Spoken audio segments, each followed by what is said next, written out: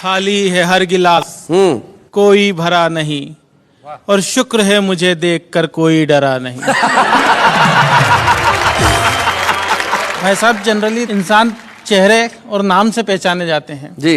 मैं विश्व में पहला ऐसा व्यक्ति हूं जो केवल अपने दांतों से पहचाना जाता है। क्योंकि अंधेरे में केवल यही चमकते हैं। चलिए यहीं से शुरुआत करता हूं कि एक बार बिना कुछ लिखे हम मंच पर जाकर चीखे कि मैं भ्रष्टाचार मिटा दूंगा, इन घूसखोरों को धूल चटा दूंगा, मैं करूंगा सही और गलत में पूरी ईमानदारी से भेद, और तब तक चैन से नहीं बैठूंगा जब तक नहीं कर दूं इस काले धन को सफेद। अच्छा, बहुत अच्छे। तभी पब्लिक में से एक खड़ा होकर बोला, भाई साहब रुकावट के लिए खेद, आपके कथन में ये भेद, इस काले धन का जो करना हो करना बाद में, पहले अपने आप को कर लो सफेद। बहुत अच्छे संजय। मंच से काफी बड़े बड़े कवि बैठे हैं, मेरा सौभाग्य के इस मंच पर आके इनके सामने कविता पाठ कर रहा हूं। तो कई प्रकार की बातें हुई मंच से, नेताओं के बारे में भी हुई। आपकी नाग पंचमी पर जब दिखाई नहीं दिए नाग और सपेरे, तभी घर पर आए एक पड़ोसी मित्र मेरे। मैंने कहा क्या हाल है? वो बोले कि नाग पंचमी के पावन पर्व पर लगता है नागों का पड़ गया अकाल है, अब आप ही हमारी इस समस्या का समाधान कीजिए, हमारे अच्छे पड़ोसी होने का सच्चा परिचय दीजिए। नाग तो हमें मिले नहीं, इस बार आप ही दूध पी लीजिए। मैंने कहा यही फार्मूला तो मैं सुबह से आजमा रहा था, और जब सफलता नहीं मिली तो हारकर आपके घर आ रहा था। हमारी सारी बात हमारे पड़ोस में रहने वाला हमारा एक नेता मित्र सुन रहा था, जो कई दिनों से चुनाव के सतरंगी सपने बुन रहा था। उसने अपने घर का दरवाजा तत्काल खोला, हम कुछ बोले उससे पहले ही वो बोला कि मुझे बहुत दुख है कि आप दोनों एक दूसरे के पड़ोसी होते हुए भी एक दूसरे के दुख में शामिल नहीं है, और मुझे लगता है कि आप दोनों इस दूध के काबिल नहीं है। अब तक आपकी हर समस्या का समाधान हम ही ने किए हैं, और सब जानते हैं कि हम तो आपकी सेवा के लिए ही जिए हैं। आपकी इस समस्या का समाधान भी हम ही करेंगे, और आप घबराइए मत, आपके नाग देवता का दूध हम पिएंगे। अच्छा,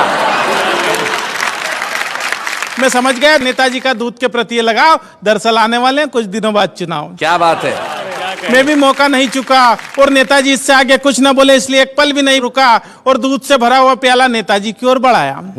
किंतु नेताजी ने जैसे ही दूध पीने के लिए प्याला मुंह से लगाया, दूध अपनी पवित्रता खोने से पीछे हट गया, क्योंकि नेताजी के छूने के पहले ही दूध फट गया। क्या बात है भाई, वाह वाह वाह वाह।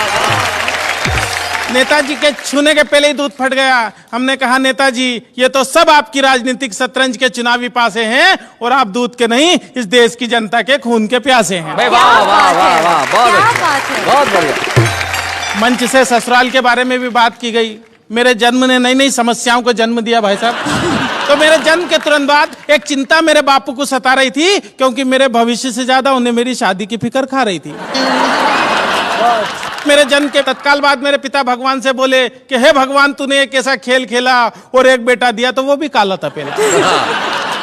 एक दिन मेरे पिता मुझे हाथ पकड़ कर ले गए स्कूल में भर्ती कराने के लिए। तो स्कूल का प्रिंसिपल हाल में आकर बोला कि एक आइटम आया है स्कूल में बच्चों को डराने के लिए।